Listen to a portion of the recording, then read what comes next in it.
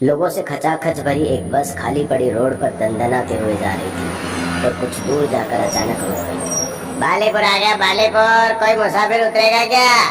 Conductor की बात सुनकर बस की आखिरी सीट पर बैठे एक शख्स ने अपने मुंह से मफलर हटाते हुए कहा, हाँ भाई, रोक के चलिए। उस शख्स की बात सुनकर पूरी बस उसे घूर कर देखने लगी। सबकी घूरती नजरों से वो शख्स असहज हो गया था। फिर अपना बैग उठाकर कंधे पर टांग कर बस से उतरने ही लगा था कि कंडक्टर ने बुदबुदाते हुए कहा, भगवान इसकी आत्मा को शांति देना। ये बात बस से उतर रहे शख्स ने साफ सुनी थी, पर इससे पहले कि वो कुछ कहता वो बस से उतर चुका था और बस जा चुकी थी। तभी उसने देखा कि बोर्ड पर लिखा था, बालीपुर गांव के लिए इधर से जाए, जो उसे घने जंगल के बीच से होकर जाने का इशारा कर रहा था। इस पर उस शख्स ने एक लंबी सांस लेते हुए खुद से कहा, चल बेटा राज, आज कमर कस ले, तेरा एडवेंचर शुरू हो गया। खुद से कहते हुए राज ने हिम्मत भरी और अगले ही पल वो घने जंगल में चला गया। अभी कुछ घंटे ही हुए थे राज को जंगल में भटकते हुए, लेकिन उसे उसकी मंजिल नहीं मिल रही थी। वो बार बार अपना फोन निकालकर नेटवर्क चेक करता और हर बार निराश होकर वापस अपने फोन को जेब में रख लेता। राज को जंगल में भटकते हुए रात हो गई थी और अब वो बहुत थक चुका था और गुस्से में खुद को कोसे जा रहा था। और ले ऐसे केस, पता नहीं इस जंगल से जिंदा निकल भी पाएगा या नहीं। फिर अगले ही पल चिल्लाते हुए कहा, अरे कोई है? अरे कोई सुन रहा है मुझे? मैं इस जंगल में खो गया हूँ, मुझे बालीपुर गांव जाना है, कोई सुन रहा है मुझे? राज ने अभी अभी अपनी बात खत्म की ही थी कि अगले ही पलों से जंगल के एक कोने से घोड़े के हिंहनाने की आवाज आई, जिसे सुनकर राज एक पल को मुस्कुराने लगा था। उसे लगा था कि उसकी आवाज सुनकर कोई उसकी मदद के लिए आ रहा है, लेकिन कुछ पल बाद उसने जो देखा उसे देखकर उसके पैरों के नीचे से जमीन खिसक गई। एक सिर कटी लाश घोड़े पर बैठकर हाथ में तलवार लिए राज को मारने के लिए उसकी ओर दौड़ी चली आ रही थी, जिसे देखकर राज का खून सूख गया था, उसके पैर जम गए थे। उसे समझ नहीं आ रहा था कि वो किस तरफ जाए कि तभी अंधेरे में से एक शख्स निकला और राज को धक्का देकर उसे जमीन पर गिरा दिया। फिर अपनी जेब से एक ताबीज निकालकर सिर कटी लाश को दिखाने लगा। ताबीज को देखकर पूरा एक पल में रुक गया और खड़े खड़े ही हिलाने लगा। फिर वापस मुड़कर जंगल में गायब हो गया। फिर राज भी डर के मारे बेहोश हो गया था। अगली सुबह जब उसकी आँख खुली तो वो एक पुराने घर में था। उसने उठते ही सबसे पहले अपने सिर को छुआ और खुद को ये यकीन दिलाया कि वो अभी जिंदा है कि तभी एक शख्स राज के लिए चाय लेकर आया। लीजिए, चाय है, गरम है। वैसे आप तो कॉफी वाले होंगे ना? राज ने उस शख्स को पहली बार देखा था और ऐसे देखे जा रहा था जैसे पहले कभी कोई इंसान ना देखा हो। क्या हुआ, पहले कभी कोई जिंदा इंसान नहीं देखा क्या? कल रात मुझे बचाने वाले तुम ही थे? हाँ, मैं ही था और मेरा नाम किशोर है। मैं इस बालीपुर गांव का रहने वाला हूँ और मैंने ही आपको इस केस के सिलसिले में यहाँ बुलाया है। अरे तो मुझे लेने क्यों नहीं आए? खाम मुझे उस जंगल में मरने के लिए छोड़ दिया था। बता भी है वहाँ पर मुझ पर एक, हाँ, तुम पर एक सिरकटे भूत ने हमला किया था। तुम्हें कैसे पता? इस मामले को सुलझाने के लिए ही तो मैंने आपको बुलाया है। देखो, मैं पैरानॉर्मल विषय का स्टूडेंट हूँ, कोई तांत्रिक या अघोरी नहीं हूँ जो मुर्दे से पूछकर उन्हें मुक्ति दिला दूँ। देखो, मैं कुछ नहीं जानता, मुझे वापस जाना है। और जो मैंने एडवांस दिया था उसका क्या? एडवांस की बात सुनकर राज चुप हो गया, पर इससे पहले वो कुछ कहता तभी किशोर के पास रोते हुए एक लड़का आया। किशोर भैया, पापा को उसने मार दिया, मेरे पापा को उसने मार दिया, किशोर भैया। ये सुनते ही किशोर उल्टे पैर उस लड़के के साथ दौड़ पड़ा और उसके पीछे पीछे राज जगह पर गया तो उसके होश उड़ गए। जमीन पर एक सिर कटी लाश पड़ी हुई थी और उस लाश के आसपास उसके परिजन बिलख बिलख कर रो रहे थे। तभी गांव के मुखिया ने कहा, ये इस गांव की 21वीं लाश है, पता नहीं वो लाश उनसे क्या चाहती है।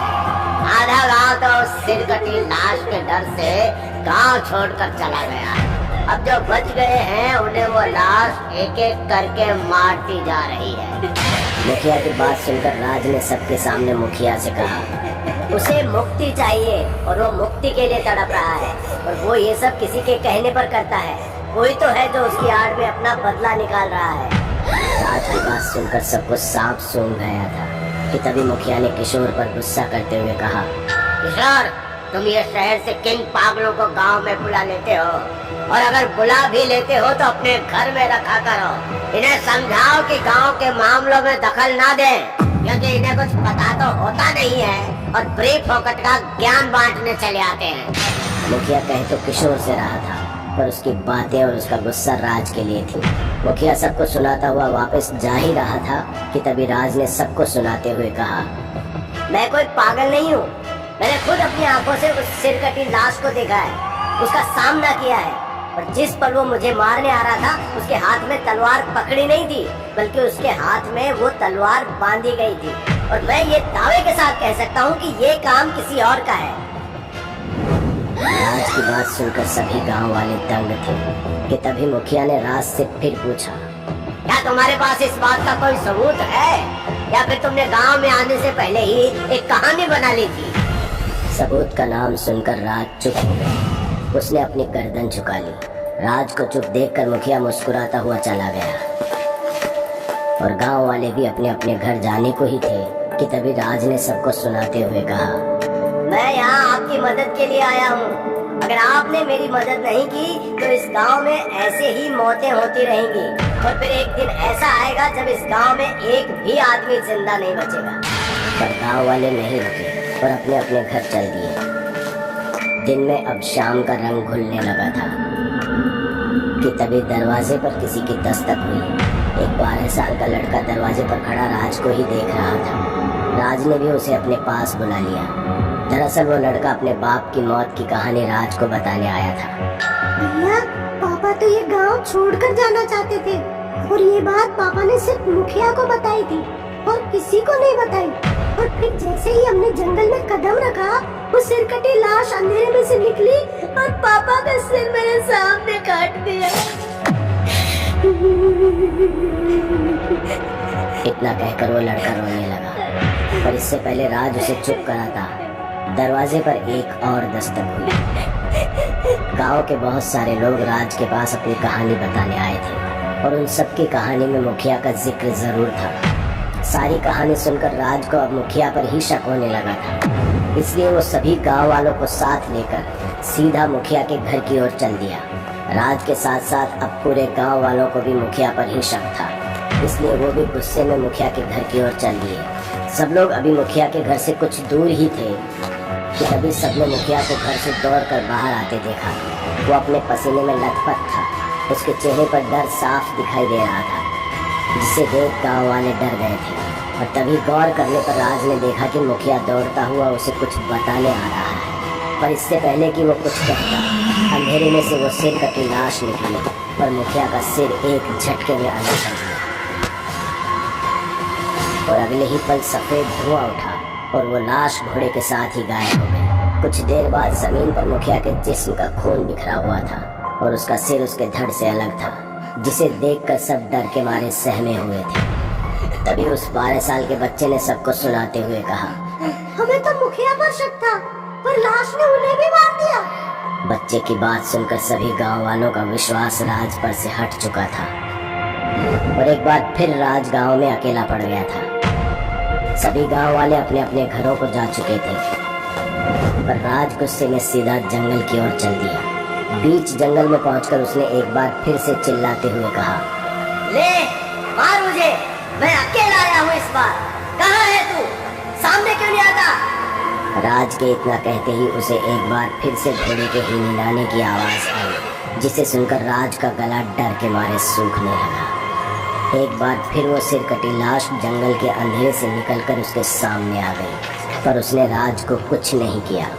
राज भी ये देखकर चौंक गया था कि तभी लाश के पीछे से किशोर आया। उसके चेहरे पर खुशी थी। क्या हुआ राज, तुम डरो मत। मेरे इशारे के बिना ये तुम्हारा बाल भी बांका नहीं कर सकता, और बदले में तुम्हें मेरा एक काम करना होगा, जिसके लिए मैंने तुम्हें यहाँ बुलाया था। यही ना कि गांव वाले सारी जमीन तुम्हारे नाम कर दें और तुम उनकी जमीनों पर इस जिले की सबसे बड़ी फैक्ट्री खोलोगे, हाँ? किशोर ने जब ये सुना तो उसके चेहरे का रंग एक पल के लिए बदल गया और धीरे धीरे गांव वाले भी अपने हाथ में मशाल लिए एक एक कर किशोर के सामने आ गए। गांव वालों को देखकर किशोर सक पका गया। क्या हुआ किशोर, डर गए क्या?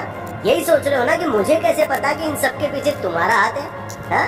दरअसल शक तो मुझे उस पहली रात को ही हो गया था जब ताबीज की मदद से तुमने मुझे उस सिरकटी लाश से बचाया था और तुम्हारे सोने के बाद मैंने तुम्हारे घर की तलाशी ली थी। तब मुझे वो ताबीज भी मिला जो खाली था किशोर, और मेरा शक तब यकीन में बदल गया जब मैंने सारे गांव वालों से उनकी कहानी सुनी और उनको ये बताया कि इसके पीछे मुखिया का हाथ है। और फिर तुमने उस तक पहुंचने से पहले ही उसको मरवा दिया। जब ये सिरकटी लाश मुखिया को मार रही थी तब मेरी नजर तुम पर थी किशोर। तुम मुखिया की लाश देखकर मुस्कुरा रहे थे। अब ये बताओ कि तुम आगे की कहानी खुद बताओगे या इन गांव वालों को मैं बोलूं कि तुम्हारे साथ साथ वो तुम्हारे सच को भी जिंदा जला दे, हैं?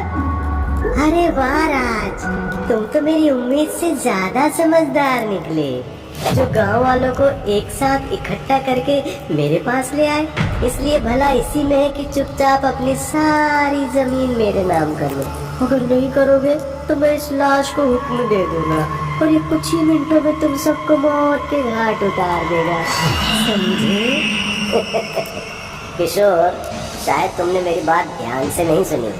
मैंने कहा कि तुम्हारे सोने के बाद मैंने तुम्हारे घर की तलाशी ली थी और उस तलाशी में मुझे ताबीज के साथ साथ इस लाश का सिर भी मिला, जिसे हुक्म देकर तुम अपना रास्ता साफ करते हुए आ रहे हो और वो मुक्ति पाने के लिए तुम्हारा हर कहा मानती आई है। वैसे तुम्हारी जानकारी के लिए तुम्हें बता दूं कि वो कटा हुआ सर इस वक्त मेरे पास है। तो अब सीधे सीधे तुम हम सबको सच बताओगे या फिर मैं इस लाश को हुक्म दूं और ये तुम्हारा सिर तुम्हारे धड़ से अलग कर दे, हैं? इतना कहकर राज ने पास पड़े बैग को उठाया और उसमें से कटा हुआ सिर निकालकर सभी गांव वालों को दिखा दिया। सिर देखते ही सभी गांव वालों के होश उड़ गए थे, क्योंकि वो कटा हुआ सिर किशोर के बाप राजेंद्र का था। अच्छा, तो ये सब तुम दोनों बाप बेटों का किया धरा था? तुमने पूरे गांव को बर्बाद कर दिया। आखिर क्यों किया तुमने ये सब, हाँ? बताओ किशोर। क्योंकि ये गांव हमारा था। बस मेरे परदादा की एक गलती के कारण तुम्हें इस गांव की जमीन भीख में मिल गई, और जब मेरे बाप ने जमीन वापस लेनी चाहिए तो तुमने उसे ही मार दिया।